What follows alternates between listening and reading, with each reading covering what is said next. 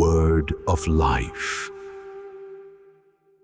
All right, let's get right into it. Today we're breaking down one of the most foundational stories ever told, the second creation story from the book of Genesis. We're going to look at how this narrative builds a world from the ground up, gives humanity its first job, and sets the stage for our very first conflict. So what's fascinating is where this story kicks off. It's not in some formless black void. Nope, the curtain rises and the stage is already built.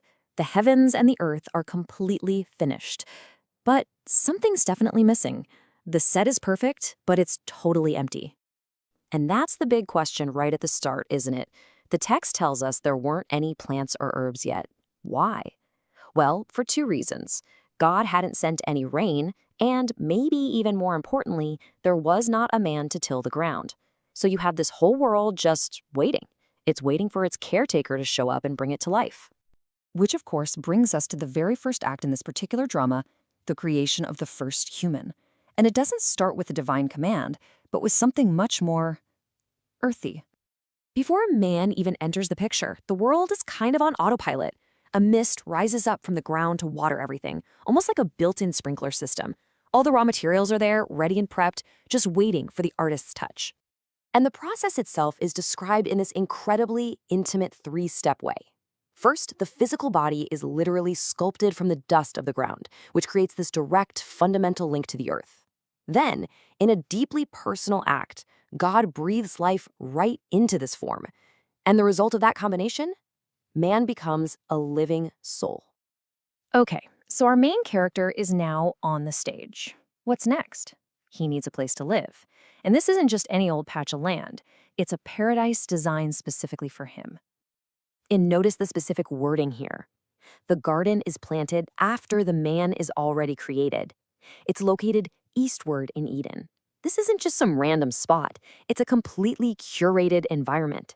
You could almost call it a custom-built home. And this garden? It's fully loaded. It's designed to appeal to the senses, with trees that are pleasant to the sight, but it's also practical, with trees that are good for food. But then, right in the center of it all, two very specific trees get called out by name, and these two are going to be a big deal. The tree of life and the tree of the knowledge of good and evil. The whole plot is right there. And just look at the level of detail here. This is some serious world building. A great river flows out of Eden and then splits into 4 separate rivers. The text actually names them and tells us where they go. It even mentions the resources you'd find there, like the land of Havilah, which has gold and precious stones. This is all to ground this incredible, mythical garden in a reality that feels tangible and rich. So, we have the man in his perfect home. But this paradise isn't a free-for-all. It comes with some structure.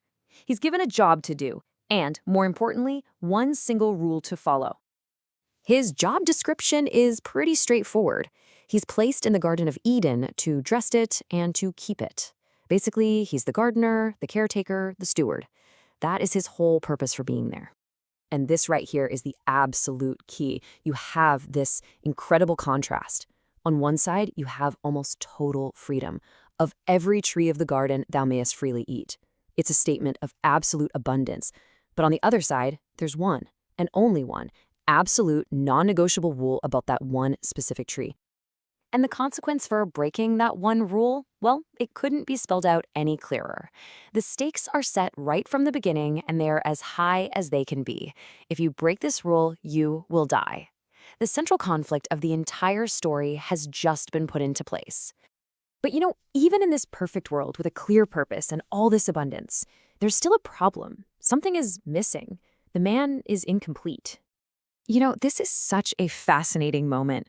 God basically looks at this perfect creation and says, you know what? This isn't good. It's not good for the man to be alone. So a solution is needed. A helpmeet, which basically means a partner who is perfectly suited for him. So the search begins, and it starts with the animal kingdom. God brings every single beast and bird to Adam, and Adam's job is to give them all names. Now, this act of naming shows his authority, for sure, but it also serves another purpose. It's like he's taking a grand inventory of creation, and in doing so, he realizes just how unique and alone he really is. Among all these creatures, not one is a suitable counterpart.